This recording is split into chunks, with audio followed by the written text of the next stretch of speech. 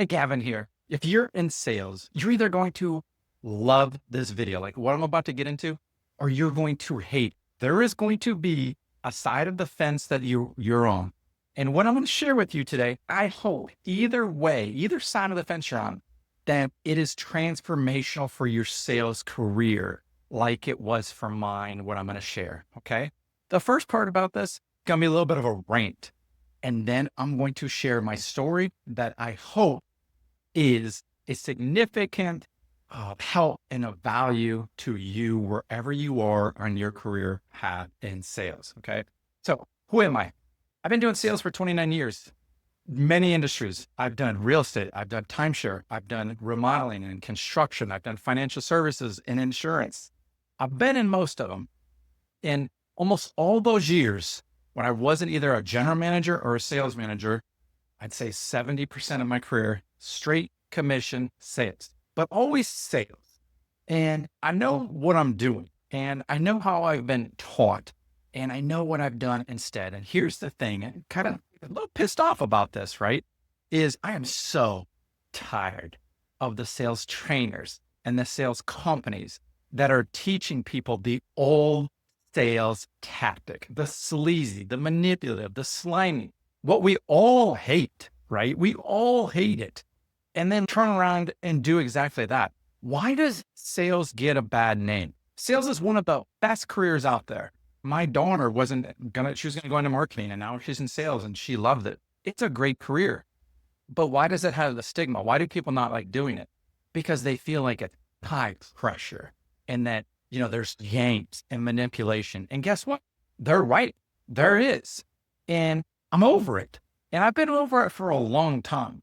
And I want to share with you today why this matters so much, to why I want to share this and have this kind of rant video, but also like what it's going to mean for you. Let's just talk. No bragging here. I hate this part of YouTube. You have to prove to yourself you know what you're talking about. In the last week, it's May 8th. So through May 1st through May 8th, I'm at $167,000 worth of sales. Where I'm at, it's a 10% commission. I'll put up the proof right here of my numbers. Okay. And, there'll be some haters out there, but I am in the remodeling sales arena, right? And it's a one call close. We get one chance. Okay. Now, all you other one call close companies and people, it's like, oh, you have to do all these games. Yeah, there's some system, but it's almost always pound people at the end, close hard, tie the shit down out of them, get a TO, work it, pound until you get the yes or no that you want, right?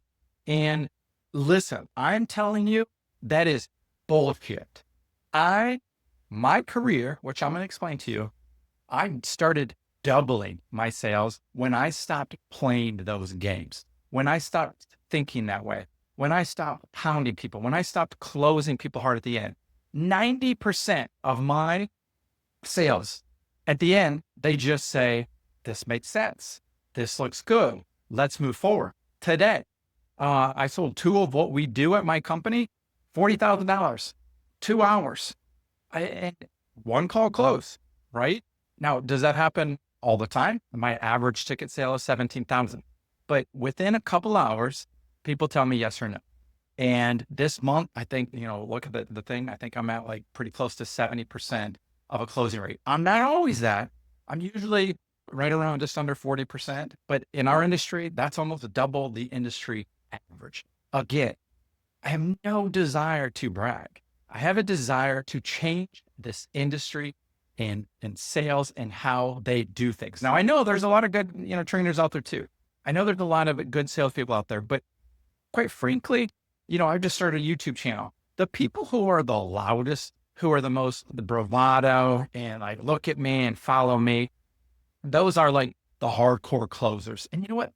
Great. Those guys can get results too, but I doubt they're going to get like the results I get. I doubt they like their job. I doubt their clients really like them.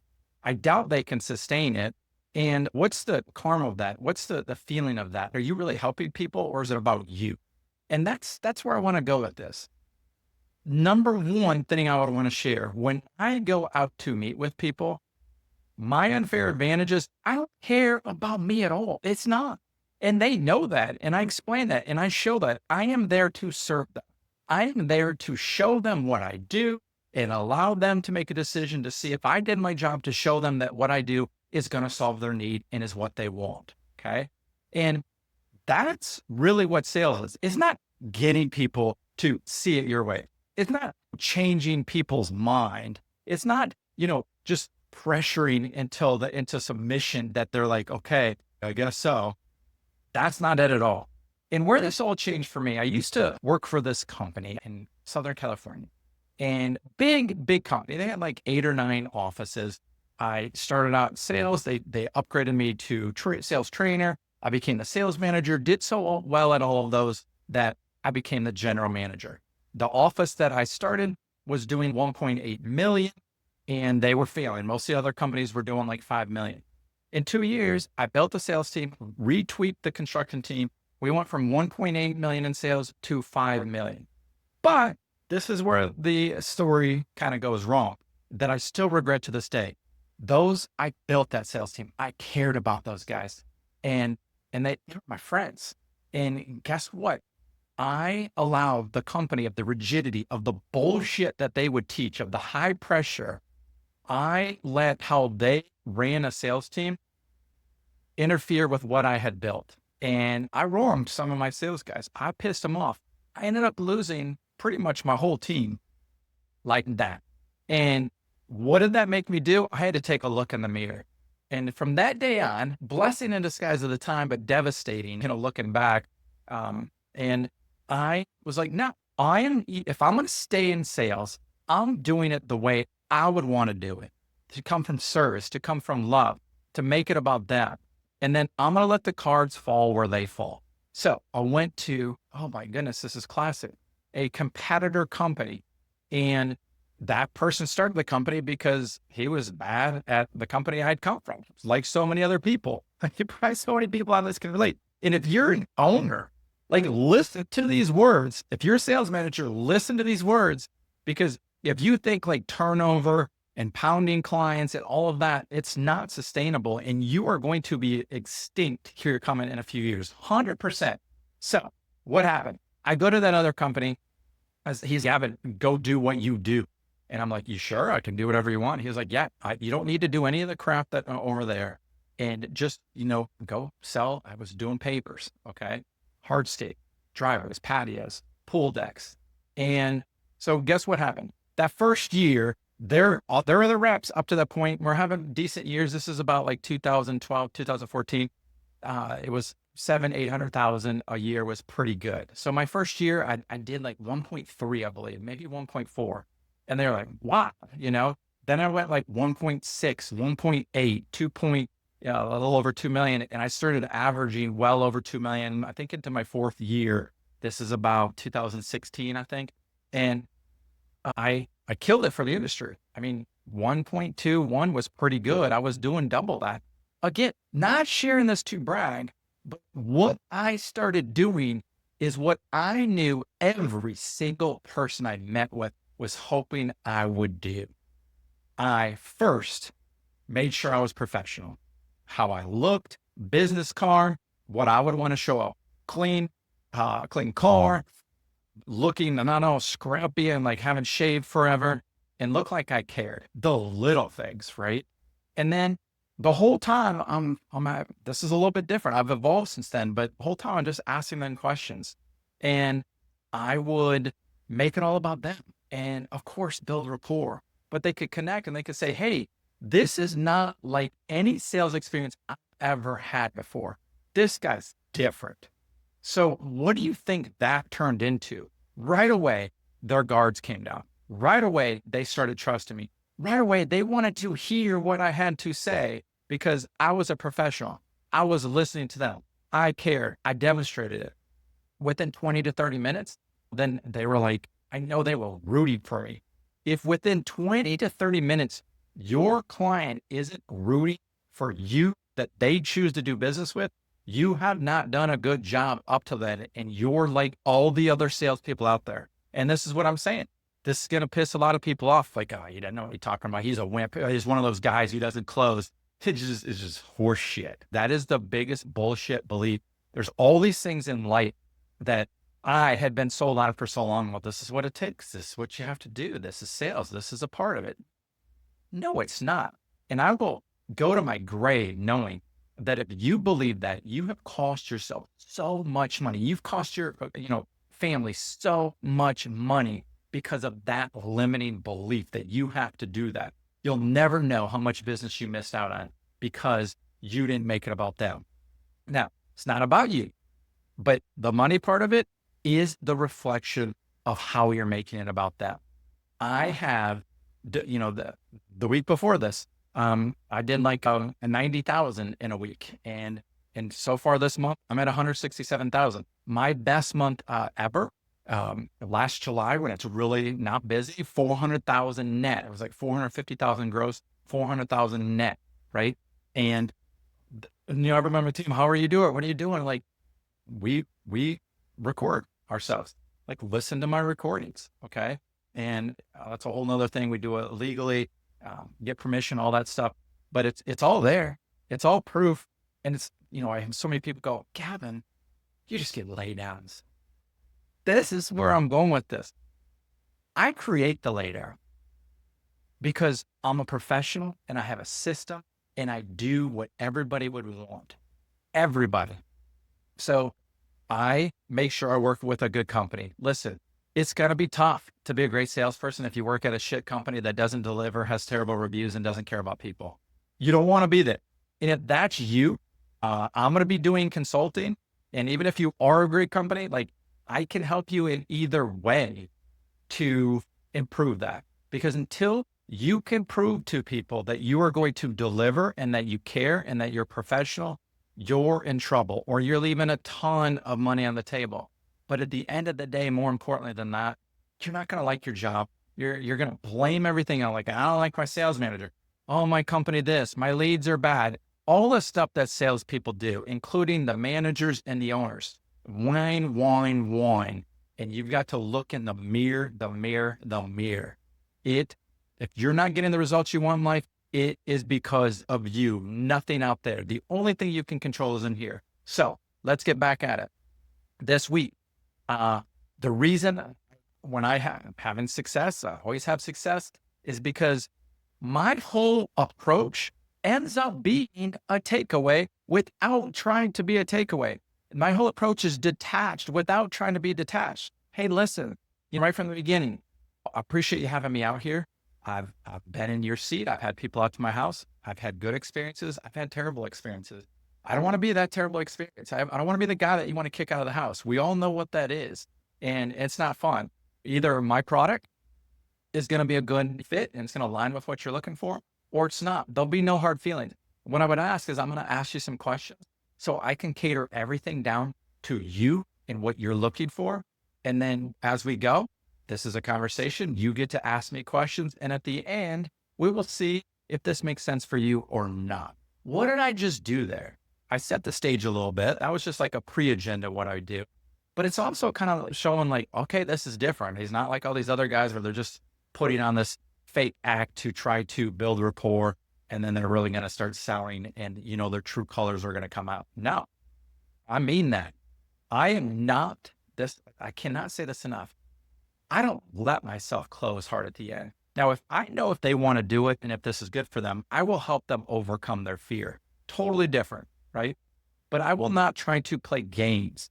I don't call my manager and do these drops. I can share with you and will like price conditioning and how to handle their price objections. We will get there, but there is no games. And all the way through, what I say from the beginning is that there's not going to be any game. And then guess what? There are no games. I do exactly what I say I'm going to do. And I hope you can tell that I'm passionate about this because I'm tired of seeing the crap I see out there, the things I see every day. I ask people all the time, hey, have you met with any other companies? Yes. How'd it go? Not good. We didn't like it. He wouldn't leave. He was here for 3 or 4 hours. I hope this is not going to take 3 or 4 hours. I get it. Listen, within an hour, we're going to be somewhere where this is starting to make sense or not. I'll kind of get your permission if you want to continue to go further. But like, this is all about you today. I'm going to be okay, whether you say yes today or not. Now, even with that, that's absolutely true. But I'm able to say, you're going to say yes today or not. I'm letting them know a decision's going to be made today, right? But in the way that I would want it to be done, I'm giving them permission right there to say no. No is fine, right? It really is. I'm not afraid of a no. I tell people sometimes not to do it because I'm like, this doesn't make sense for you. That's a whole nother story too. But if I truly care about them as people, and if my product is, aligning with what they want, I am being of service. That's my job. That is my difference. My passion shows out for that. My transparency, my caring. I'll say the word, my love shows up that way. Do you go into a appointment and go, or a sales call or however you do sales and go, I'm going to get a sale. I'm going to get a sale. I'm going to get a sale. That's going to show up. You're going to be that sales guy, right? Or do you go in and say, I'm going to love them up. I'm going to serve them. I'm going to help them any way I can. And then that's a completely different energy you're coming with because you're making it about them. And you're kind of like catering everything into their answers, what they're looking for, how you would solve that without all the stereotypical bullshit, right? So to kind of break down a little bit more detail, and I'm giving you all kinds of nuggets, is as I go through these questions, I'm going a little bit deeper, finding out their why and stuff, but I'm having them, kind of tell me what they need. And then I actually give them the information. I don't just ask questions and make it feel like they're going through like some, that they're getting a questionnaire from like cops or something like that. And like, what's the word I'm searching for? But anyway, I don't want it to be that way. So I'll ask a question and I'll share some information. That's a huge secret is, based on the situation, I'm going to kind of share with you now that you've shared that, this is how we would handle that. Next question. This is how we would handle that. This is what we do. Does that sound good? Does that make sense? Does that fit what you're looking for? About that. No games. I'm listening. I'm hearing them. Everybody just wants to be heard. Everybody wants to feel like this is going to work out. Everybody wants to get what they want. That's your job along the way, is to show them that. That's sales. When I say sales is service, that's it. Here's what you want. Here's how we would do that. Does that sound good? It's as simple as that, folks. It's as simple as that. But no, all these years, coffee is for closers. Glenn Gary, Glenn Ross, all these things out there of, hardcore closing, and that's it. No, that's bullshit. And that does not make you good at sales. I said this before, but if you get a lot of objections when you present price at the end, you didn't do anything of value before that. That should have already come out. Those objections should have already come up. You should know those objections. You should have handled those objections, and you should have been there for them. You let them down. I'll call it lazy. You get a ton of objections at the end. You are a lazy salesperson. You're trying to fly through because you don't care about them. And you're just trying to get to the end and see, like, I'm going to see if I can get them to say yes or no. I'm going to try to pull a rabbit out of a hat and see if I can get this. And then guess what? You're going to get cancellations. Guess what? You're not going to get referrals. Guess what? They're not going to really like you. They might proceed because they need it and they just want to meet with another company. But did you improve their life? Did you improve the chance that you were going to be able to help them again? Improve the company, improve your sales team by what you offered. That's why it pisses me off, is there's so many of salespeople out there that are ruining the industry because of their limiting belief, what they've been taught, their mindset, and what they do. And it's ridiculous and not necessary. And I know if people came and people come up to me all the time, like, I just can't believe to see like what you do. And then they just at the end just go, yeah, this makes sense. And I'm like, what do you mean? It's weird if they don't. Like if I get to the end, 90% of the time I'm getting that, but I don't always get to the end because a lot of times it's not making sense. They don't pass price conditioning, and I'm very upfront along the way. Why wouldn't I be? This is about them. Let's see if this is a fit. So let's break down what this looks like. You need to be real. You need to be transparent and no games. Okay. You need to make it about them with the questions and then litter that in with information about your company as you go. Quit. Our sales presentation is okay. Yes, especially for new people. And sometimes, people need to see a lot of visuals. We do samples and stuff. And if you want to do a presentation, great, but maybe some of that presentation you can give throughout your questionnaire. After I've gone through that, I have a good idea like where they're at now. I hope at the end of when I'm going through those questions, that I already know almost everything I need to know and that they're already kind of in. So that when I truly begin, they're already, like I said, 20 to 30 minutes in, rooting for me. And then I set the agenda for the rest of the appointment. Like, hey, I'm going to tell you how we're going to install this. I'm going to tell you what I've learned from my other clients that I think they would want you to know so you can make a decision that's best for you. Because I made mistakes early in my career and I didn't know it. But now I want to make sure you don't feel that way. The last thing I want and why I work here is I don't want anybody mad at me. I don't want people calling me saying, you said this and it didn't happen. I don't get those calls because I'm going to have the hard conversation with you right now. I'm going to give you the choices right now. I'm going to give you the pros and cons right now. That's service. That's transparency. And they can see this guy's real. I mean, there's times I'm sure I'm sitting in front of people like, is he even trying to make a sale? Why is he telling me that? Because I'm being upfront. I'm being honest. And then they trust that. How can you not? And so I go through those options. Hey, this is some things that other people have said. And what do you want to do? It's your situation here. And then I go through kind of what happens in the industry. I kind of price condition. But when I say price condition, I'm telling them the truth. I'm like, here's what's out there. Here's where I'm at in that. And I want you to be surprised at the end. So let's have that discussion right now.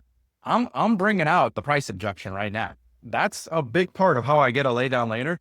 And absolutely, for you sales managers out there, there's times I don't pass the go there. And for the new people, I don't recommend it because yeah, if I had done everything and skipped that, maybe I have a chance on the back end.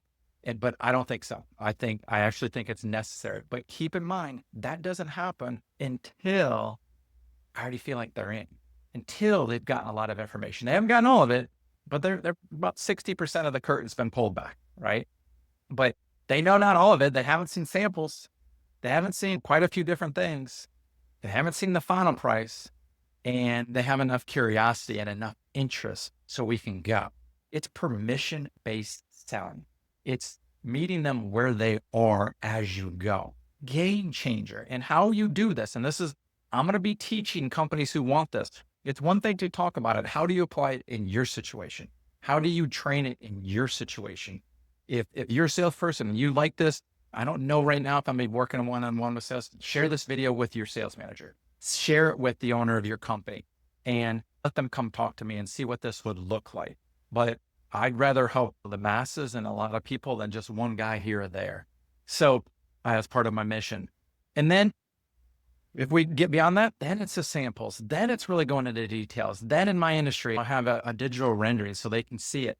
So I'm just piling on, but every path along there's checklist. Yes, this is what I want. Yes, this is what I want. Yes, this looks good. And at the end, it's kind of like, well, yeah, I already knew the price. Yes, this is what I want. Yes, you're the company. You've gone through all my objections. There's nothing. I'm like, babe, honey, I mean, this looks good. And so many people are like, what? How? And I'm like, how could it not be that way? But everybody thinks, no, you got to skip through everything and just pound them at the end. And that's the way. I mean, there's some industries out there that drive me nuts. I'm not going to say them right now, but you know who you are. You're commodity thinking like, oh, everybody does this. Everybody does this. So I just have to have better closers. You are making life harder. You are hurting the sales industry and you are leaving money on the table, my friend. So I hope you got these nuggets. Please subscribe. Please like this. Tell me what you think. What do you like about sales? What do you not like about sales? What do you agree with me on here? What do you disagree? I know there's going to be the bro guys out there like, oh, look at this guy's sissy. He doesn't, I go through the whole thing and I'm closing the whole time, but it's not closing. It's serving now. It's sharing. It's understanding. It's listening. It's hearing. Those are all part of the process of sales that matters. Making it about that.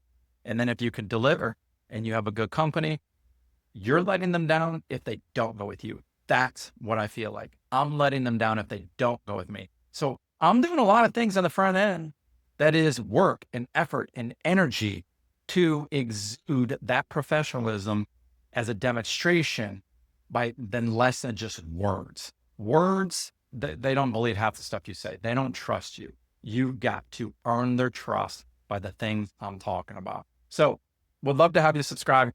This, I don't even have the title of this video yet. I just got home on a Friday, was thinking about the way home, pretty fired up because I know this can help so many people out there. And I am on a mission to make sure that this way of selling gets out there so we can all, the consumers out there, have a better experience and kind of get what we're all just asking for. When I ask people every time, what are you looking for in a company? They all say the same thing. No, rarely do people lead with price. I just want a quality job. I don't want any surprises. I want them to show up on time. I want them to do what they say. And I just want it to be good quality work. And I'd like a good price too. That's what every time it's like, they're not asking for much, but you would think they feel like they're asking for like something that doesn't exist. And if you're a company out there and you don't do those things, you got to fix that fast. And then you have to have a sales system that can show people how you're going to deliver all those things with them. And there is an art to it. And I've been learning it now. So it's the past 10 years, and I have mastered it. And I'm looking forward to sharing it for, more on here. I'm going to give a lot of stuff for free.